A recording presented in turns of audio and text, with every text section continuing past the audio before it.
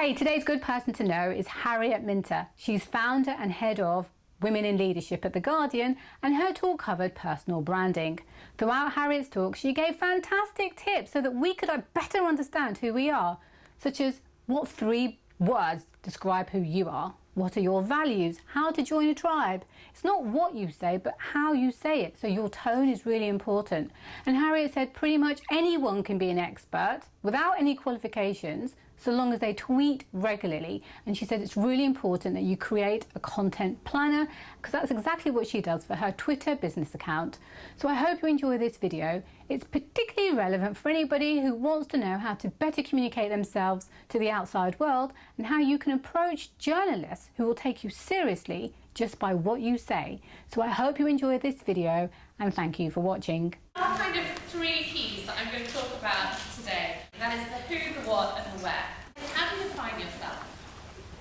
So if I was to speak to any of you later and I was to say, tell me about yourself in 3 words, could you do that? People used to ask me, I used to say ambitious but lazy. Because I thought that was really funny.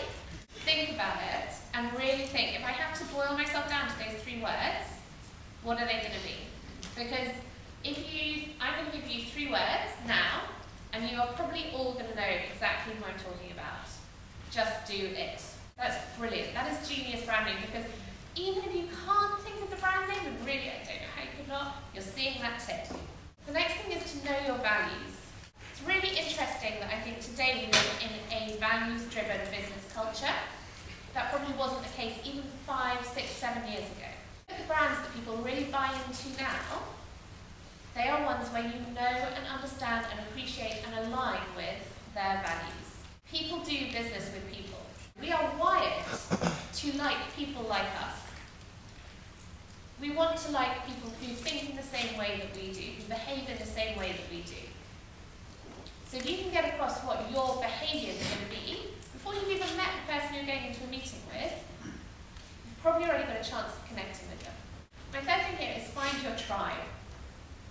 So find people who are like you, who are going to support you and build you up in your enterprise. And the reason for doing this is really simple, right?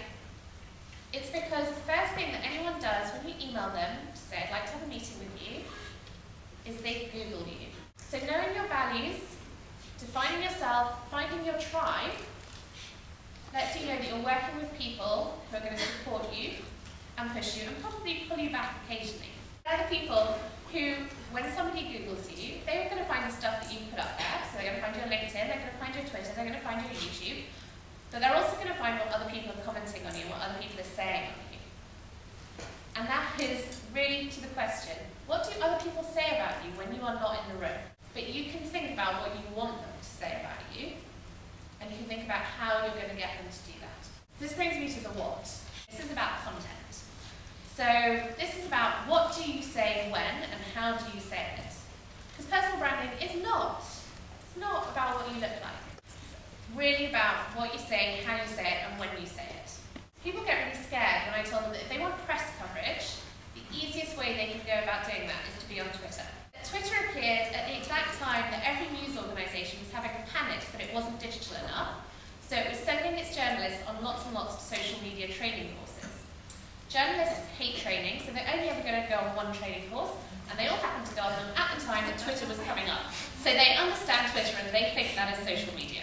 So if you want to find a journalist and you want to connect with a journalist, that's where they are. You need to think about how you're going to speak to them and how you're going to get them to listen to you.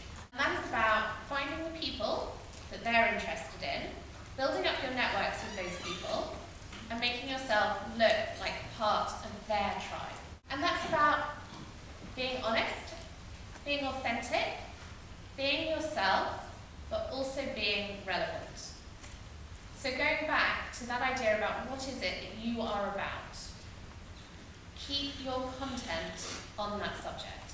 Not exclusively, but majority. So if you were to follow my Twitter feed, you would find that it is 80% about women and work, with 20% about what I'm up to that day, what I had for breakfast, and what I think of this week's Made in Chelsea.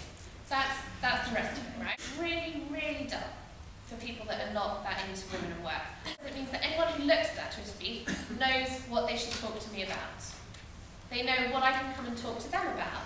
They know what I'm going to be interesting on and why they would want to engage with me. You can do that as well.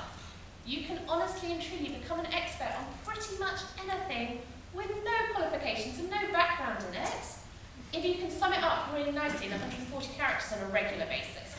And then think about your tone. What we say is interesting. How we say it is much, much more important. But try and create your own style so that people can read something and think, I'm not sure about that. And then they can go back over what you've said and what you've done before and see how it fits in with you. And that goes back to knowing your values. So are you somebody who's funny? Are you somebody who's serious? Are you an activist? Are you sarcastic? Are you difficult? Are you controversial? Pick your tone and stay with it. Don't muck around flipping between them because people won't be able to read it. And the third point on this is timing.